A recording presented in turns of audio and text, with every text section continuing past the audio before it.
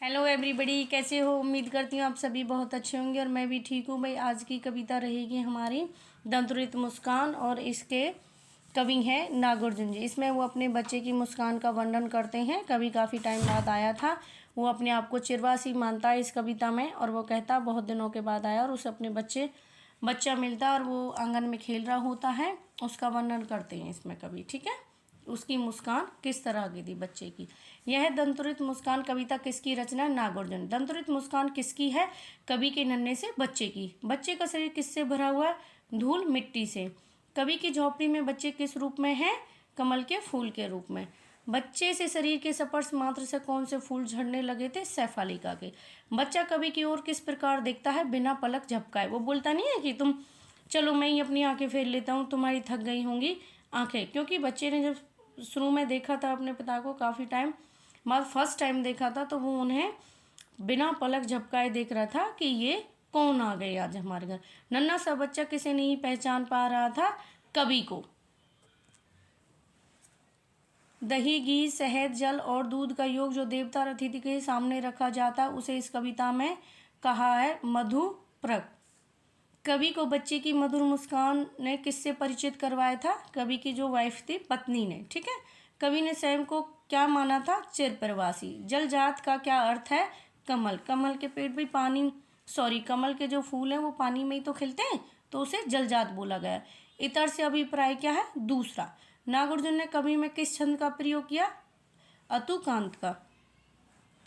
दंतुरित मुस्कान में कवि के ध्यान आकर्षण का केंद्र था कवि का नन्हा बच्चा, जिसकी मुस्कान बहुत ही मनमोहक थी। दंतुरित मुस्कान में किसकी आंखें चार होने की बात कही? कवि और बच्चे की।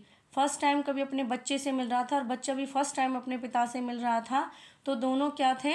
दोनों की आंखें चार हो गए और वो एक दूसरे को देख रहे थे। यह दंतुरित मुस्कान कविता में माँ की उंगलियां क्या करा रही हैं? मधु पर्क, ठीक है। परस पाकर में अलंकार है पै पै अनुप्रास। भाई, आप कभी भी देख लेना, हमने इतनी पोइम की हैं, आगे चार पोइम की, उसमें एक एक नंबर के जो भी आपके बहुविकल्पीय प्रश्न उत्तर है। अनुप्रास अलंकार सबसे ज़्यादा आता है, उपमा भी आता है और रूपक मोस्टली। ये दो तीन अलंकार में से तो आता ही है एक आधा एक क्वेश्चन। कठिन पाषाण पिघलकर क्या बन गया है? वो जल बन गया है। जो पत्थर दिल इंसान है वो भी क्या है? जल बन गया है बच्चे की मुस्कान के कारण। फसल कविता किसकी रचना है? नागार्जुन। फसल के लिए जादू का काम कौन करता है? भाई, नदियों का पानी। नदियों का पानी फसल को क्या कर देता है? जीवन दे देता है। फसल किसके हाथों की स्पर्श की गरिमा है? इंसान के हाथों की स्पर्श की गरिमा। संदली से क्या अभिप्राय? चंदन। हवा फसल को क्या सिखाती है? थिरकना। जब देखो पेड़, अब जब आपकी फसल बड़ी हो जाती है, गेहूँ हो, सरसों, और जब हवा चलती है वो कैसे एकदम से थिरकने लग जाती हैं। गेहूँ की बालियाँ, सरसों के फूल जो खिले हुए थे, तो क्या करती है हवा? थिरकन पैदा करती है फसल में। फसल किसकी नदियों का जादू है? ढेर सारी नदियों का जादू है। फसल कविता को भाषा की विशिष्टता है बोलचाल की भाषा। फसल किसका रूपांतरण है? सूर्य की किरणों का। छोटे बच्चे के स्पर्श मात्र से कौन से फूल झड़ने लगे? शेफालिका के फूल झड़ने लगे। नागार्जुन कृत कविता का क्या नाम है? फसल। और देखो भाई, अब यहाँ फसल दे रखी है और दंतुरित मुस्कान भी है। फसल ना हो, दंतुरित मुस्कान हो, तो आप उस पर भी लगा सकते हैं।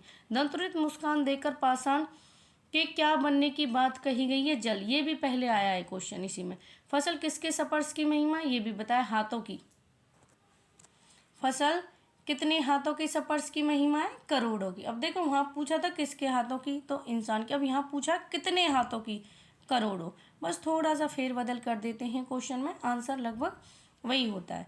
छोटे बच्चे के स्पर्श मात्र से कौन से फूल झड़ने लगे? फिर अगेन ये आया दोबारा से, शेफालिका। नागार्जुन कृत कविता का क्या नाम है? ये रहा दंतुरित मुस्कान। यहाँ पर क्या फसल का ऑप्शन नहीं दिया गया, ये दंतुरित मुस्कान। यह दंतुरित मुस्कान कविता की माँ की उंगलियां क्या करा रही? मधु परक। ये भी आ चुका है पहले। फसल को किसका सिमटा हुआ संकोच कहा गया है? हवा की थिरकन का। बच्चे की दंतुरित मुस्कान किसमें जान डाल देती है? मृतक में भी।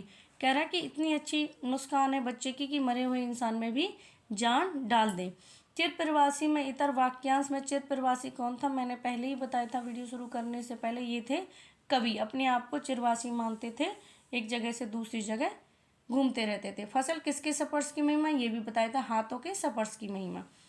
झोपड़ी में खिल रही जलजात का क्या अर्थ है, धूल धसर गात। कहते जैसे कि जलजात कमल का फूल खिलता पानी के अंदर, तो बच्चा क्या है, धूल मिट्टी में हो गया, तो उससे रिलेट किया गया है। फसल में किसकी प्रधानता है, प्रकृति की। कवि ने फसल में क्या पाया है, नदियों के पानी का जादू।